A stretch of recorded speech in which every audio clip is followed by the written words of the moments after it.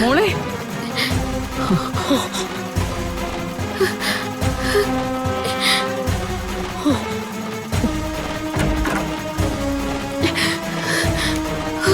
മോളെ മമ്മി എന്താ എന്ത് പറ്റി?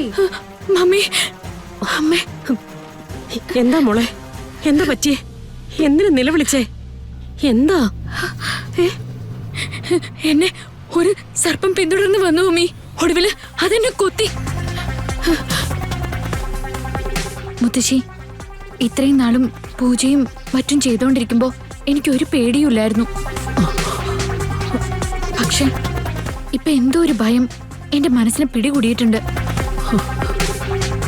അരുതാത്ത ചെയ്യരുതെന്ന് 1000 തവണ പറഞ്ഞതാ, കേട്ടില്ലല്ലോ. നാഗശാപമുള്ള കളരിക്കൽ വീട്ടിലേക്കാ കൃഷ്ണയെ അപകടപ്പെടുത്താൻ വേണ്ടി നാഗങ്ങളെയും കൂട്ടി നീ ചെന്ന് കയറിയത്. അതിന്റെ തിരിച്ചടി തന്നെയാണ് ഈ ഭയം. അക്കാര്യത്തിൽ എനിക്ക് സംശയമില്ല.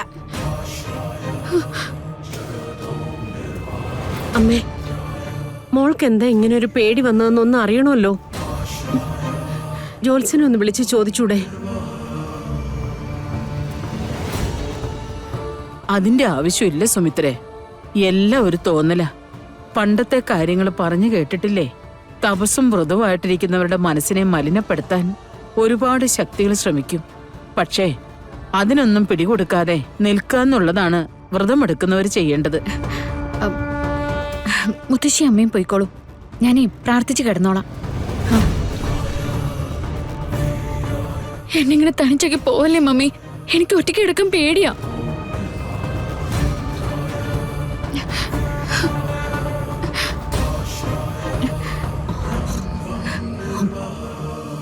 മോൾ പേടിക്കണ്ട കേട്ടോ.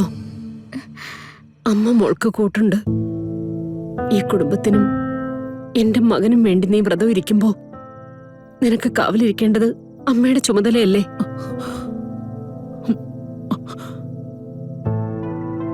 ഞാനിന്ന് മോളുടെ കൂടെ ഇവിടെ കിടക്ക.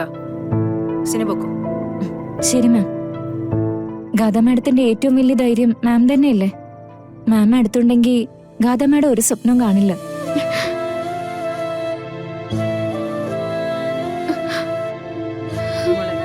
മമ്മി,